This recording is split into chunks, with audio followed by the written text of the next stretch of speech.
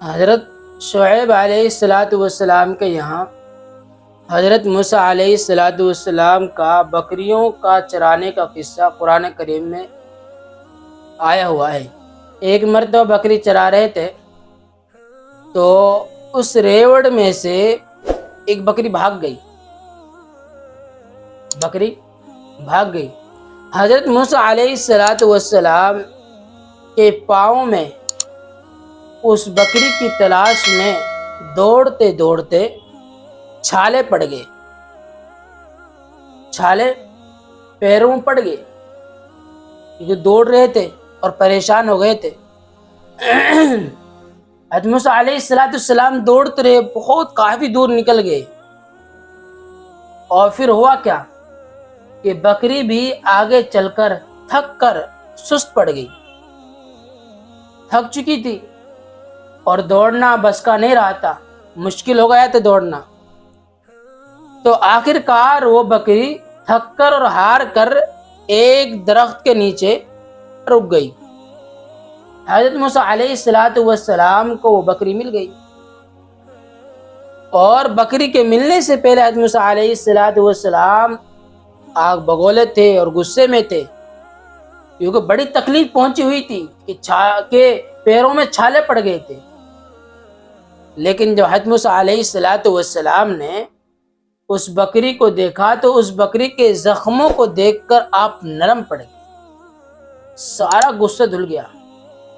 بجائے اس بکری کے مارنے کے، پیٹنے کے، اس بکری کے اوپر شفقت کا ہاتھ پھیرا، جیسے ایک ماں اپنے بچے سے محبت کرتی ہے۔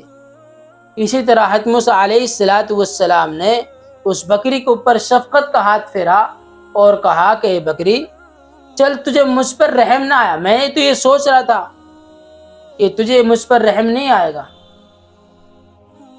لیکن تو کم سے کم اپنے اوپر تو رحم کرتی کہ تو نے کیا حال بنا لیا اپنا۔ یہ تیرا حال ہو گیا ہے کہ تو اتنی تکلیف میں پڑ گئی ہے، اتنی دکھ میں پڑ گئی ہے کہ تو نے اپنے اوپر رحم کیوں نہیں کیا۔ اس چیز کو دیکھ کر حضرت جبرائیل علیہ السلام آئے۔ اس وقت حضرت موسیٰ علیہ السلام کو نبوت نہیں ملی تھی۔ جب اس چیز کو دیکھا کہ اس انسان کے اندر ایک رحم ہے، امت کے لیے درد ہے، فکر ہے، ایک جانور، اور اس جانور کے لیے آدمی اپنے غصے کو برداشت کر گیا اور ختم کر دیا، پی گیا، لیکن جو سامنے جس کو چوٹ لگی ہوئی ہے، جس نے تکلیف پہنچائی ہے، جس نے پریشان کیا ہے، اس کو کچھ نہیں کہا، اس کو کچھ نہیں کہا۔ تو حضرت جبرائیل علیہ السلام آئے اور کہا کہ یہ آدمی نبوت کا لائق ہے۔ تو پھر حضرت موسیٰ علیہ السلام کو نبوت سے سرفراز کیا گیا۔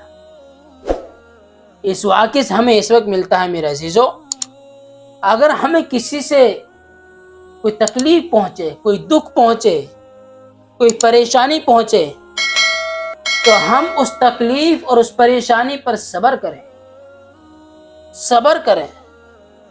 اس پر ہم غصہ نہ ہوں، کیونکہ نامعلوم اللہ تبارک و تعالیٰ اس تکلیف کے بدلے اور اس پریشانی کے بدلے جب ہم اس کو پر صبر کریں گے تو کیا اجر عظیم دیں گے، کیا بدلہ دیں گے۔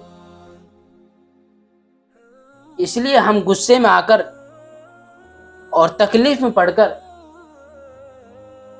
یہ شکوے شکایت اور کسی کو پریشان نہ کریں۔ جب ہم غصے کو پئیں گے اللہ کی رضا کے لیے تو اللہ تبارک و تعالی ہمیں ایک بہت بڑا مرتبہ دیں گے۔